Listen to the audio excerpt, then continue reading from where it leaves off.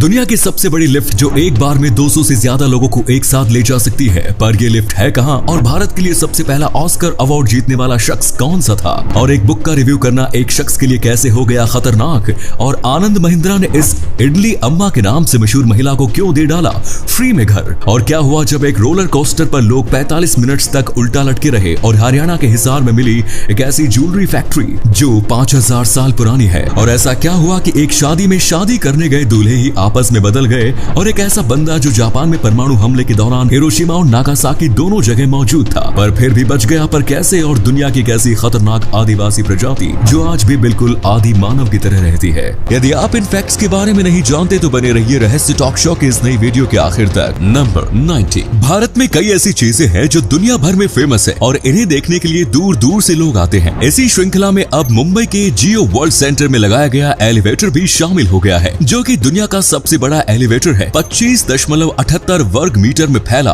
ये रिकॉर्ड तोड़ने वाली लिफ्ट मुंबई के एक छोटे से फ्लैट जितनी बड़ी है। इस लिफ्ट की विशालता का अंदाजा आप इस बात से लगा सकते हैं कि ये एक साथ 200 लोगों को ले जा सकती है। फिनिश कंपनी कोने द्वारा निर्मित 16 टन वजनी इस लिफ्ट को लोगों की सुरक्षा को ध्यान में रखकर तैयार किया गया है। इसलिए अगर आप भी इस लिफ्ट के मजे लेना चाहते हैं तो आज ही मुंबई जाने के लिए अपना बैग पैक कर लीजिए। नंबर 80। दोस्तों, आज आपको ऐसे अनेक शहर मिल जाएंगे जिनकी तेजी से बढ़ती हुई जनसंख्या आज उनके देश के लिए एक समस्या बन गई है। लेकिन दोस्तों, अगर मैं आपसे पूछूं कि क्या आपको पता है कि 1 मिलियन की आबादी तक पहुंचने वाला दुनिया का पहला शहर कौन सा है, तो शायद आप में से बहुत से लोगों को ये नहीं पता होगा। तो हम आपको बता दें, 1 मिलियन लोगों की आबादी तक पहुंचने वाला दुनिया का पहला शहर है रोम। रोम की आबादी 133 बीसी में ही 1 मिलियन के आंकड़े को पार कर गई थी। नंबर 70। दोस्तों, ये जो तस्वीर आप देख रहे हैं ये साल 1918 की। ये वही दौर था जब फर्स्ट वर्ल्ड वॉर की समाप्ति हुई थी। इस युद्ध में लाखों इंसानों के साथ ही हजारों जानवरों की भी जाने गई। युद्ध समाप्त होने के बाद अमेरिकी सेना ने अनोखे अंदाज में युद्ध में मारे गए घोड़ों को श्रद्धांजलि दी। घोड़ों को श्रद्धांजलि देने के लिए सैनिकों ने घोड़े के सिर की आकृति बनाई थी। जानवर को श्रद्धांजलि देने के इस कदम की पूरी दुनिया में तारीफ हुई थी। ऐसे कमाल के फैक्ट पर प्लीज वीडियो को लाइक कर दीजिए। नंबर 60।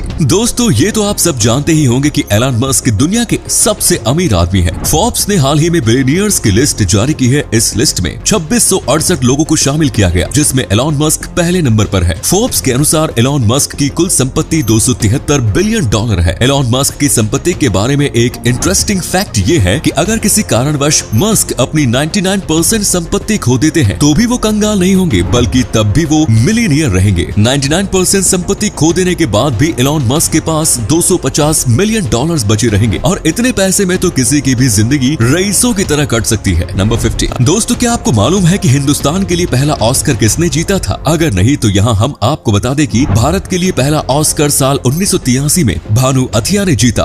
उन्हें ये अवार्ड फिल्म गांधी में कॉस्ट्यूम डिजाइन के लिए मिला। भानु अथिया बॉलीवुड की मोस्ट आइकॉनिक कॉस्ट्यूम डिजाइनर हुआ करती थी। ऑस्कर अवार्ड्स के साथ ही उन्होंने कई नेशनल अवार्ड्स भी जीते हैं। अब दोस्तों, आपके लिए एक पहेली है। इस तस्वीर को ध्यान से देखिए और पहचानिए कि ये तस्वीर किस हीरोइन की है। नंबर 40। महिंद्रा ग्रुप के चेयरमैन आनंद महिंद्रा अपने परोपकारी कार्यों के लिए जाने जाते हैं। इस बार मदर्स डे पर उन्होंने मदद की एक और मिसाल पेश कर लोगों का दिल जीत लिया। महिंद्रा ने इस बार इडली अम्मा के नाम से मशहूर 80 वर्षीय बुजुर्ग महिला कमला थल की मदद कर अपना वादा पूरा किया। आनंद महिंद्रा ने मदर्स डे पर इडली अम्मा को घर गिफ्ट किया है। आपको बता दें कि कमला थल रोज सूर्योदय से पहले उठकर 1000 इडली बनाती है और सिर्फ ₹1 प्रति प्लेट में उसे बेचती है। इनका उद्देश्य मुनाफा कमाना नहीं बल्कि मानवता की सेवा करना है। दोस्तों, इडली अम्मा के इस जज्बे के लिए इस वीडियो पर एक लाइक तो बनता है। इसी अमेजिंग फैक्ट पर प्लीज दोस्तों इस चैनल को सब्सक्राइब करके इस घंटी को जरा दबा दीजिए। नंबर 30। दोस्तों, अगर आपको कहा जाए कि कोई शब्द जोर से बोलिए तो आप कितनी तेज बोल पाएंगे? शायद इतना कि आपकी आवाज गली के कुछ मकान आगे तक पहुंच जाए। लेकिन जिस महिला के नाम पर सबसे तेज आवाज निकालने का रिकॉर्ड है, उनकी आवाज के बारे में जानकर आप सब हैरान रह जाएंगे। दरअसल आयरलैंड की रहने वाली अनालिजा फ्लानागन नाम के इस टीचर के नाम ये रिकॉर्ड है। खास बात यह है कि टीचर ने यह रिकॉर्ड भी क्लास के अंदर ही बनाया था। एनालिजा ने 121.7 डेसिबल्स पर क्विट शब्द चिल्लाया था। शांत करने के लिए इन्होंने इतना जोर से शोर मचाया कि वर्ल्ड रिकॉर्ड बन गया और इनका नाम गिनीज बुक ऑफ रिकॉर्ड्स में भी शामिल है। नंबर 12। रोलर कोस्टर का आनंद शायद ही कोई होगा जो नहीं लेना चाहता, लेकिन क्या हो अगर आप राइड का आनंद ले रहे हैं और बीच में किसी कारणवश राइड रुक जाए? ऐसा ही मामला यूएस अम्यूजमेंट पार्क में सामने आ चुका है, जिसमें अचानक राइड के रुक जाने से 45 मिनट से ज्यादा समय तक लोग उल्टा लटके रहे। दरअसल इलेक्ट्रॉनिक सिस्टम में गड़बड़ी के कारण ऐसा हुआ। इस गड़बड़ी के कारण रोलर कोस्टर ठीक उसी समय रुक गया जब लोग इसके ऊपर उल्टा लटक रहे थे। इस घटना के बाद लोगों की जान हलक में आ गई। 45 मिनट तक ऐसे ही लटकने के बाद सभी लोगों को सुरक्षित बचा लिया गया। नंबर 11 दोस्तों, पुरातत्व विभाग ने हिसार के राखी गढ़ी में 5000 साल पुराने एक शहर की खोज की। हाल ही में यहाँ की गई खुदाई में ज्वेलरी बनाने वाली एक फैक्ट्री भी मिली है। इसके अलावा 2 महिलाओं के कंकाल भी, जिनके पास से चूड़ियां, तांबे का आईना, बिखरे हुए टूटे बर्तन। जब एक कंकाल का डीएनए टेस्ट किया गया तो इससे साबित हुआ कि वो मूल रूप से भारतीय थी। इस शहर की खोज ने ये दिखा दिया कि हजारों साल पहले भी भारतीय सभ्यता कितनी विकसित हुआ करती थी। नंबर 10 दोस्तों, ज्यादातर कंपनियों में छुट्टी को लेकर मारामारी रहती है, लेकिन अगर कोई आपसे कहे कि दुनिया में एक कंपनी ऐसी भी है जो अपने कर्मचारियों को अनलिमिटेड छुट्टियां दे रही है, तो आपका रिएक्शन क्या होगा? जी हाँ, न्यूजीलैंड की एक सॉफ्टवेयर कंपनी अपने कर्मचारियों को अनलिमिटेड एनुअल लीव दे रही है। न्यूजीलैंड की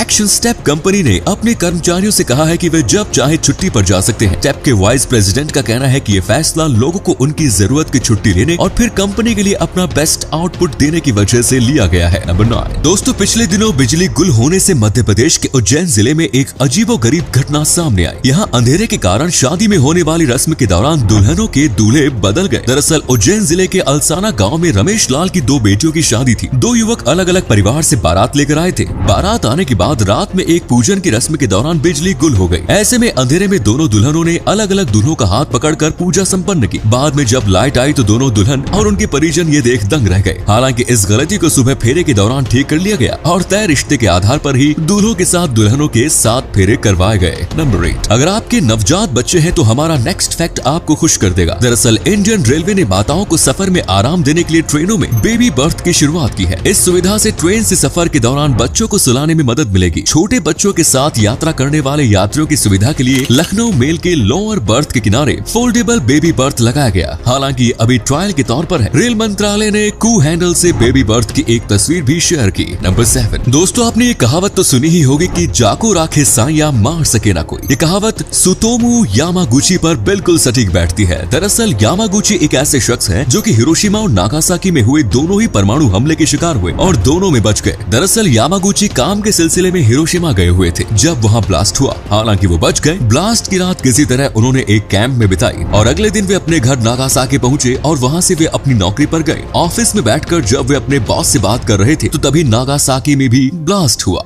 इस बार भी यामागुची बच गए। नंबर 6 दोस्तों, कुछ घटनाएं ऐसी घटती हैं जो हमें सोचने पर मजबूर कर देती है। ऐसी ही एक घटना के बारे में हम आपको बताने जा रहे हैं। एक राइटर अपनी बुक के एक ऑनलाइन रिव्यू से इतना परेशान था कि उसने अपने उस रिव्यूअर को सबक सिखाने की सोची और इसके लिए वो निकल पड़ा स्कॉटलैंड की यात्रा पर। वहाँ पहुंचकर वो उस स्टोर पर गया जहाँ वो रिव्यूअर काम करती थी। उसने रिव्यूअर को सबक सिखाने के लिए उसके सिर के पिछले हिस्से में शराब की बोतल दे मारी, जिससे वो बुरी तरह जख्मी हो गई। नेगेटिव रिव्यू देने वालों संभल जाइए। नंबर 5 अगर आप WWE के फैंस हैं तो आप WWE स्टार को तो जानते ही होंगे, लेकिन क्या आप जानते हैं कि एंड्रे को उनका ये भारी भरकम शरीर उन्हें एक बीमारी के चलते मिला। ये बहुत कम लोगों को पता होगा कि जब एंड्रे 14 साल के थे तो उन्होंने घर छोड़ दिया और 19 साल की उम्र में एक प्रोफेशनल रेसलर बनकर लौटे। लेकिन इस बीच बीमारी से उनका शरीर काफी बढ़ गया, जिस कारण जब वे घर वापस आए तो उनके माता पिता उन्हें पहचान नहीं पाए। हैरानी की बात तो यह है कि उनके माता पिता टीवी में अक्सर उन्हें कुश्ती करते देखा करते थे, लेकिन उसके बड़े हुए शरीर की वजह से वो उसे पहचान नहीं पाए। नंबर 4 दोस्तों, गहरे महासागर में पाई जाने वाली खतरनाक शार्क के बारे में आप सबने सुना ही होगा। ये कितनी खतरनाक है इसका अंदाजा इस बात से लगाया जा सकता है कि खून का एक कतरा ही इसे मौत की दावत देने के लिए काफी है। एक आंकड़े के मुताबिक शार्क हर साल करीब 83 इंसानों की जान लेती है। लेकिन यहाँ चौंकाने वाली बात यह है कि एक खतरनाक शार्क की तुलना में मासूम से दिखने वाले हिरण अधिक लोगों को मारते हैं। एक शार्क साल में 83 लोगों की जान लेती है तो वहीं हिरण की वजह से हर साल लगभग 120 लोगों की मौत हो जाती है। नंबर 3 दोस्तों, क्या आपने कभी सोचा है कि हम इंसानों के लिए खुशी पाना इतना कठिन क्यों होता है? वैसे तो इसके अनेक रीजंस हैं, लेकिन इन कारणों में से एक प्रमुख कारण है प्रेवलेंस इंड्यूस्ड कॉन्सेप्ट चेंज,